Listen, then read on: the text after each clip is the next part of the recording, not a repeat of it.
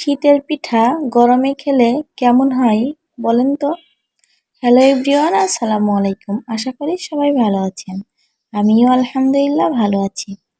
আমি আজকে তালের পিঠা বানাবো। আর এই তালটা ফ্রিজে সংরক্ষণ করে রেখে দিয়েছিলাম। তাই এখানে একটা পাত্র নিয়ে নিয়েছি আর তাল নিয়ে নিয়েছি। আর তালের মধ্যে 1 কাপ পরিমাণ চাউলের গুঁড়া নিয়ে নিয়েছি আর হাফ কাপ পরিমাণ ময়দা নিয়ে নিয়েছি। আর ময়দাটা দিলে কি হয়, পিঠাটা সফট হয় আর ক্রিস্পি হয়। তার মধ্যে দিয়ে দিচ্ছি চিনি, স্বাদমতো লবণ দিয়ে এখানে আমি ভালোভাবে মেখে নিব।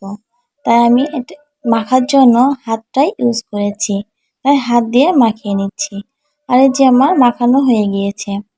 বেটারটা একটু পাতলা করতে হবে, তাহলে পিঠাটা একটু ক্রিস্পি হবে খেতে। তো আমার এখানে বেটারটা তৈরি করা হয়ে গিয়েছে। আর পাশে একটা চুলায় প্যান বসিয়ে তেলটা গরম করে নিয়েছি।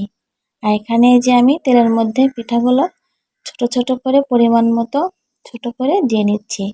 বেশি বড় করলে ভিতরে কাঁচা থাকবে, তাই আমি মিডিয়াম ছোট করে দিয়ে নিচ্ছি। আর চুলার আঁচটা মিডিয়াম আঁচে দিতে হবে। হাইয়ে দিলে পিঠাটা পুড়ে যাবে আর ভিতরে কাঁচা থেকে যাবে।